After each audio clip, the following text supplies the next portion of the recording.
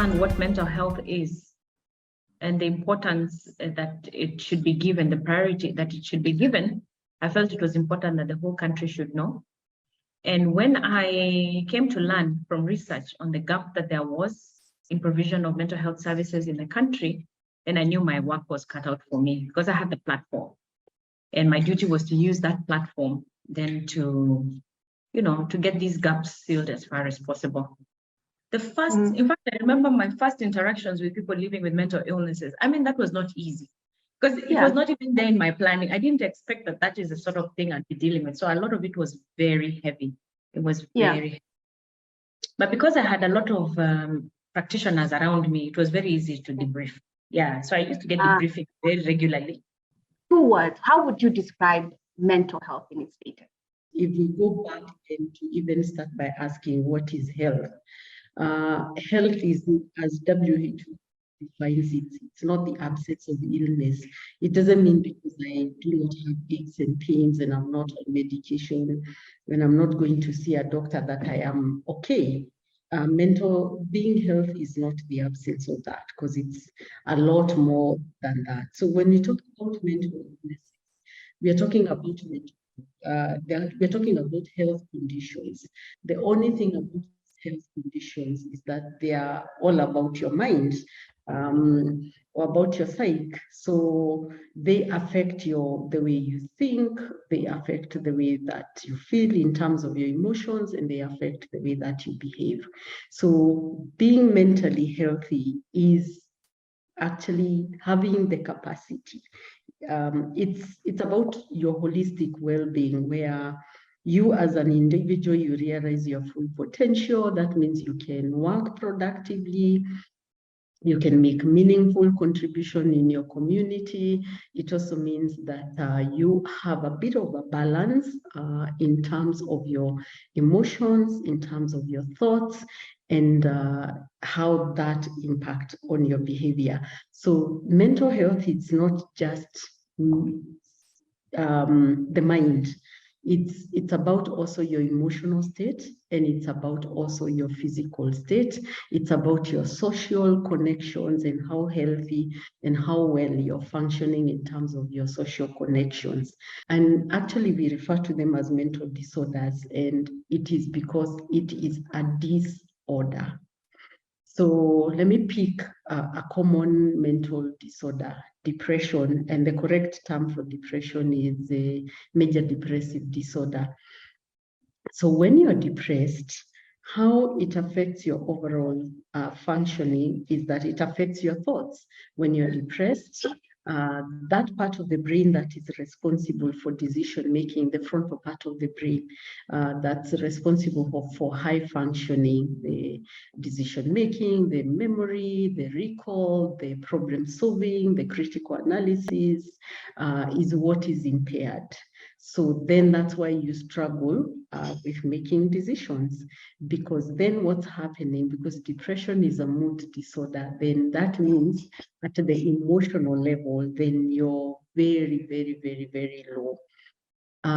Then how do we know it is depression? Because of the behavior, how it is manifested. Mental illnesses or mental disorders don't have physical pain.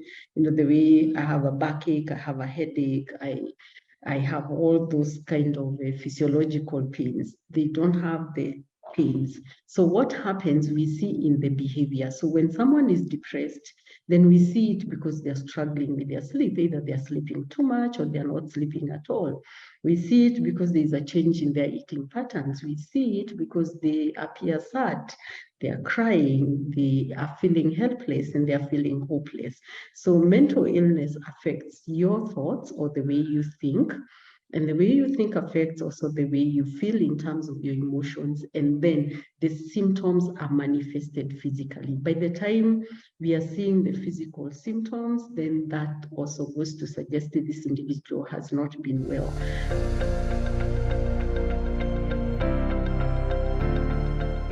Number one, the family can be the trigger.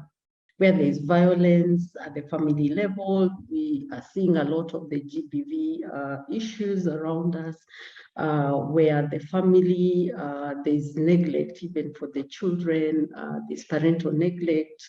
And then there's also a way that the family can become the support system for the individual. So the role of the family, number one, we also need to ask ourselves, in today's world, how quick are the family members to identify that Margaret is not okay? We are also busy, running and doing everything else that we are doing, that sometimes we barely pay attention to what is happening to one of us. For children, then we have the parents who, they probably have a very, very high expectation. And their children are struggling. And because I teach at the university, I have seen children seriously struggling because of parental expectation. Then if the parents have this high expectation, how are they going to pay attention to that? Whatever it is they're doing to their child is actually pushing them into being, not okay mentally. And we also need to remember that families, they can trigger, but they can also be the protective factors. I want to quote from somebody. When I sent the flyer out, they said, Kenyans suffer from PMS.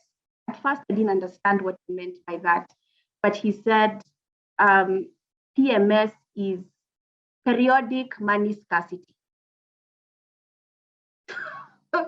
So periodic money scarcity is an enabler where 1 in every 10 Kenyan is suffering mental health. So I want you to talk about other contributors or enablers of mental health. There are a number of issues or triggers to it. We've just learned one. PMS is one of them. And basically because of unemployment.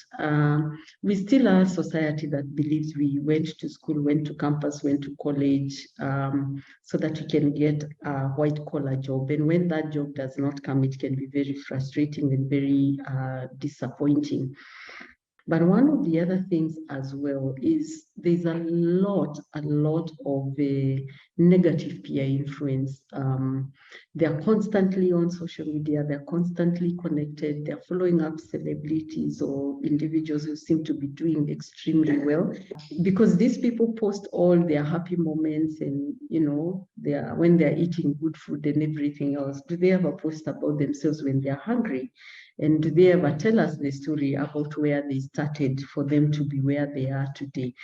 The other thing is that we have a generation of young people that is very low on tolerance, extremely low on tolerance. So small things or small challenges, maybe not really that small in the sense, but when they have to face a challenge or a situation, it's a bit difficult for them to tolerate any frustrating situations. And so for them, because they're in this, it's a quick fix kind of a generation. They want the answers upfront, and when the answers are not coming upfront, then they don't have the capacity to tolerate that. We also have a very high correlation between the increase in the alcohol, drug, and substance use, and mental illness. And continued use of drug and substances will trigger mental illness, and there's also a way mental illness can also trigger. Some of the mental illnesses can trigger the use of drug and substance use, and of course the family dynamics. And let's emphasize this: what is happening in our homes is a major trigger to some of the mental illnesses we are seeing. Children who have a history of parental separation and divorce, they have a history of growing up in a family where they were neglected. And neglect does not necessarily mean that one parent was away. Today we have affluent parenting where parents have all the money they need and they can buy all the children everything they need, and they are not available. Children who are growing up in families where there is drug and substance use. And then we're also seeing a lot of sexual assault among children today. So what happens is that when these children grow up in that environment where there is abuse later on in their adult life, especially the young adulthood. They are said to be at 4 times the risk of developing mental illnesses than a child who does not have a history of a childhood trauma or childhood abuse. So some of the people we are seeing today, they are a product of what happened to them in their early childhood. The other issue about the mental health is that the lack of access to quality preventive mental health services. Mental health is still expensive.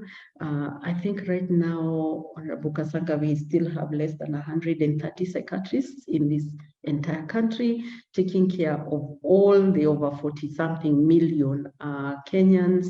A good number of them are still in the urban settings, and it is expensive to access that, and then also the issues of stigma and discrimination. So the fact that we don't have very vibrant mental health preventive campaigns or services, then that also tends to expose Kenyans to developing mental illness. The government will tell you that handling matters of mental health has to have a multi-sectoral approach. And within it, in the action plan, actually, they have, given some targets. For instance, you'll find that in the Department of Labor, certain things then need to be done. Certain directives need to be given to all workplaces.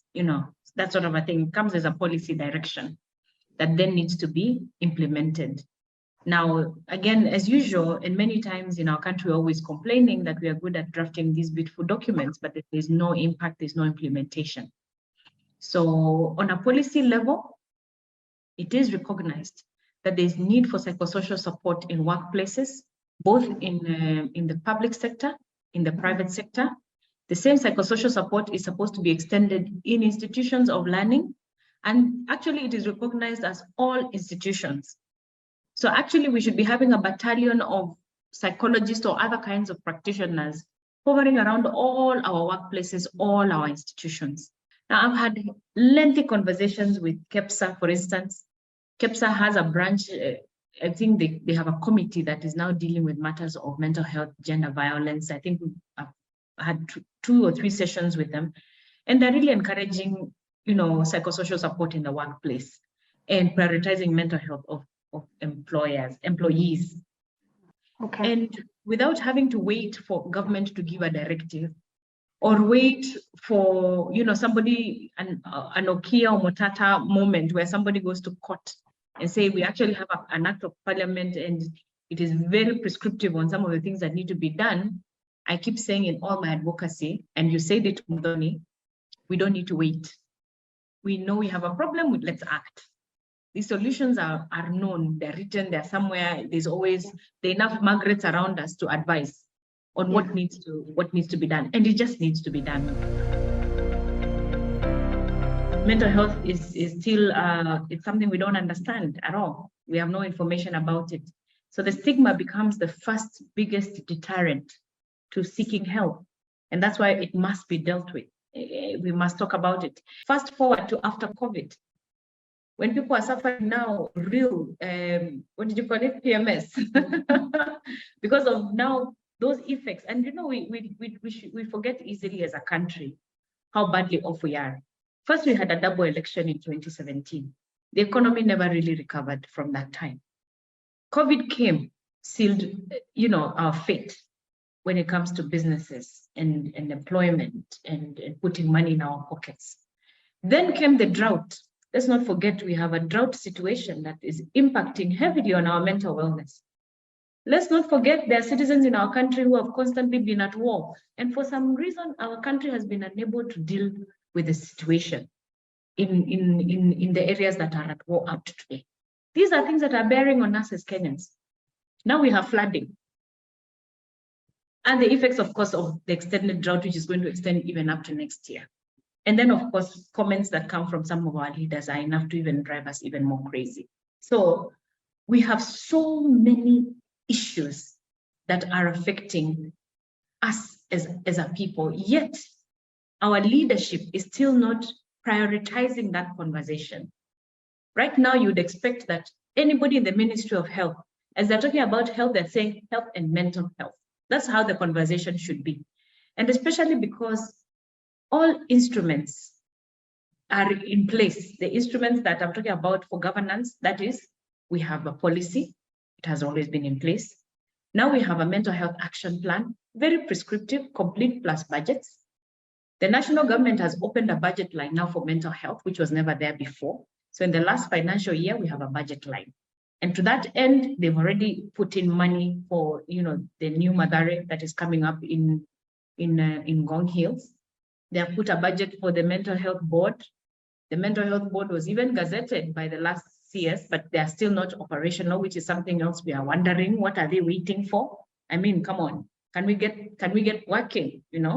Probably now we need Okio Mutata now to start going to court, because we have a legislative framework. Now we can actually take people to court, because some of these things, when they're not done, the act is very prescriptive on the penalties for not doing some of these things. Everything now is in place. You would expect that it is prioritized as a government agenda. So it means we have to continue advocacy. We have to continue making a lot of noise. And then we have to remember that counties need not wait for the mental health board at national level to be formed. The Act of Parliament is now very clear that the county governments as well should set up their mental health boards and start working, because even then there are several things they can do within the county, the programs they need to set up, especially to fight stigma, to raise awareness, have a battalion of workforce. And, at the county level, because we're talking about primary health care, we're talking about integration of the primary health care, mental health into the primary health care. And that can be done at the county level, which means they have to open a budget line within their integrated development plans, open a budget line for mental health, and start these programs. Start by hiring just a battalion of, community health workers who are trained on mental health, and their work is to go around giving information and helping people to come out, those who are hiding, to seek help. Then have psychologists, Kina Margaret should be all over the counties now, stationed in various places, level 2, level 3, level 1, to help those Kenyans who are coming out, to seek help. And really, if you think about it, it works. And there's some counties, not only that, are actually doing it, but they're doing it in a small way. But like Nairobi County is doing it. Nairobi County has a focal person on mental health. I've interacted with her, and then she has several other focal persons on mental health in the sub-counties. And you can already see the impact it is creating. I actually went during the World Mental Health Day. I spent my day with Kawangware, sub-county focal person on mental health. And I saw the program and how they're running it at that level. So the focal person has gone ahead and got a psychologist who goes around the centers. What we need most is the community health workers, the psychologists, the clinical officers. Those are the people who spend time on the ground, and they're the ones on the ground, and they're the people we need the most in this battle for fighting the stigma first and disseminating the information then that is needed. This country has a lot of money. We're running a 3 trillion budget. We have money. Yeah. I don't even know what to say. The question is, why are we not prioritizing, what needs to be prioritized? There's clearly money to fly so many leaders to COP27. I think we were probably third in the list of the countries that sent most people. I think we're in the tune of almost 400 people went for COP27. Can you imagine what that budget is? We have budgets for some things, but it looks like we don't have budgets for other things. So it's a question of prioritization. It's not a question of whether there's money or there's no money. That one should never even arise. And at all times, we should put our governments and our national government to task in explaining, why are you not prioritizing our mental wellness as Kenyans? Clearly, it means you don't love us and you don't care for this country if you cannot prioritize our mental health. That's how I look at it, and that's how I judge. It is not a question of money, it's a question of prioritization of what is important. Makueni County, where I come from, has always prioritized mental health. They have a robust program on mental health that was done by Professor Ndete, and Governor Kivuda invested in it, and they have, mental health practitioners working in Makueni County. So it is possible. It is actually very possible. So it's a question of, Can our CS now put mental health in her mouth every time she speaks? She must mention mental health. Can everybody in the Ministry of Health just talk about mental health? Now there's no reason why nobody can talk about mental health. Please, good people, touch on youth who are probably unemployed or underemployed or a certain addiction leading to depression. I think, Margaret, you had made a comment on this. Would you care to just sum it up just one more time?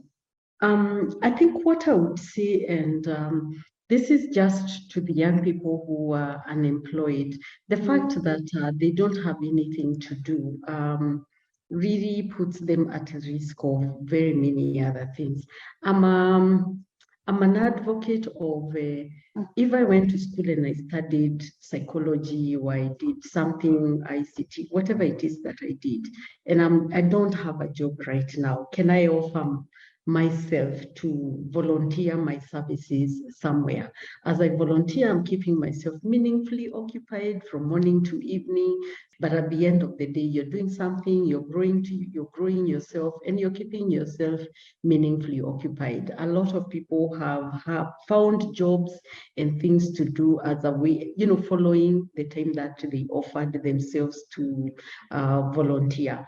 It's also important to ask yourself, what else can you do? The time you spend browsing, the internet and moving from one social media platform to another, are there certain things that you can also do with that social media space? The other thing, you can build your skills as a young person. COVID has taught us and taught the world that I don't have to study in Kenya, I can study anywhere. There are lots and lots of free online courses. If you're an accountant, you can find things that you can do to, grow yourself in terms of your skill set. And when that opportunity for a job interview comes, the fact that you've been growing yourself, you're joining associations online or groups online that are about personal development, you're going to be a better person.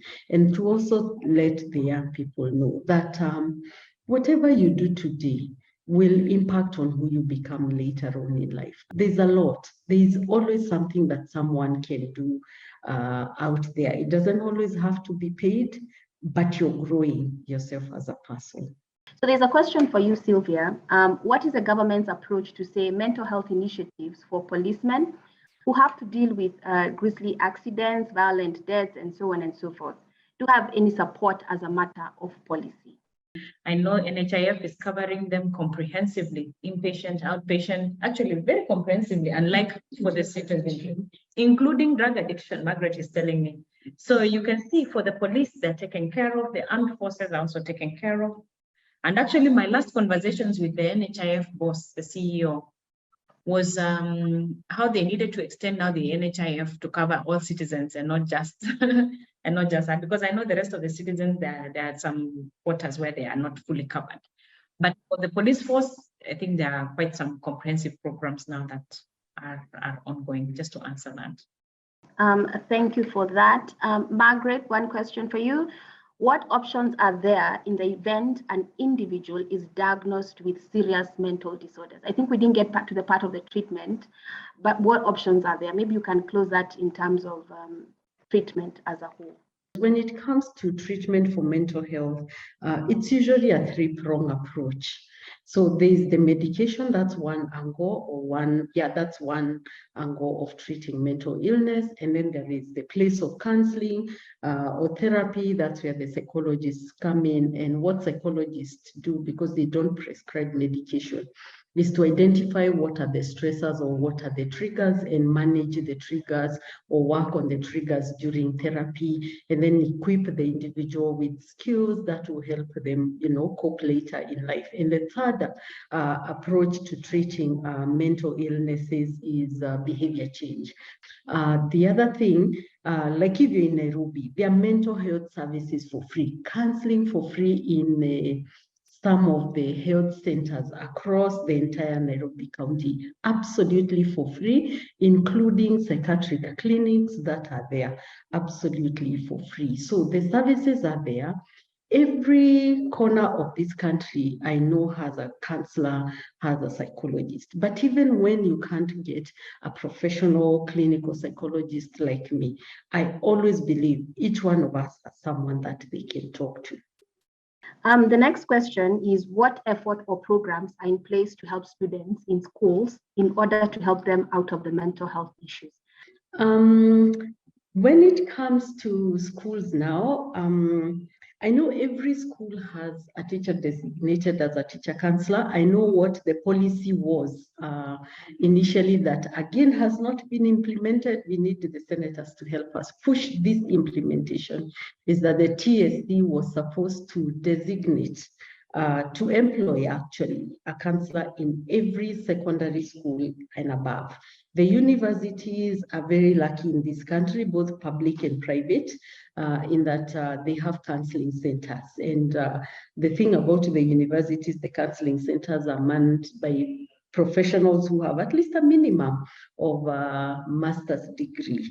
Then the other thing that is happening is that and this is the information that we all need to send out there and communicate this information, especially in secondary schools. But the money that is paid into the school every year, that money is under the NHIF cover, and it covers free treatment for every secondary school student, especially those in public schools, because that budget line is there. And it goes beyond mental health. It even does scans, MRIs, and everything, and giving them access, even admission to hospitals. Yeah, let me just to add on to I think she has comprehensively answered that question. I think for me, Muthoni, and this one is to you, Kenyans need to understand their rights under this Mental Health Act, because it gives a focus on the patient and the rights of that patient. And that is something I think all of us need to really, really internalize, and especially practitioners need to internalize what this act is for. And our act, by the way, is being celebrated in many other parts of the world. Treatment, admission issues, emergency admission issues, right to consent, right to treat, to knowing, participating in the treatment, right to supporters and guardians, and all that is covered, including how to administer property of persons with mental illnesses. All that is now covered under the Act, something which is actually very progressive. And to unpack this, we need a lot of help. We need people like you, Muthoni, to help unpack this. So maybe you can have certain sessions where you can discuss together with Margaret and a few others to unpack what is the meaning of these rights, the way they're extended. And they come, and when they're not done, there's really serious, what do you call them? For practitioners who don't follow what the Act is prescribing, then it comes with some heavy penalties. And, you know, Kenyans need to understand these things. And also, people who have relatives who are living with mental illnesses need to also understand how now their rights are covered. Because when you meet with a lot of people living with mental illnesses, they have a lot of challenges navigating their treatments, navigating, you know, the space for them to continue to survive. Even issues of legal capacity, they're also canvassed in this Act. So as part of understanding this Act, I think we need to unpack it one way or another. We can find a way to educate Kenyans on it. So final comment, this is not a question. Hello, my friends. This is from William and Son. I think he supplies something. So I hope you also help to supply this information about mental health. He says, I like what you guys have started. I have been preaching this in various forums. He also spoke to a governor as well as head of governors, I think, to help support patients. As I said before, there's a saying from Donald, I think the computer scientist, but I want to say it in Swahili. Wakati ni sasa, na kama si sasa, ni sasa hivi. So we start this on the mental health journey. Thank you so much, our dear panelists. Thank you so much, Honorable Sylvia, for agreeing to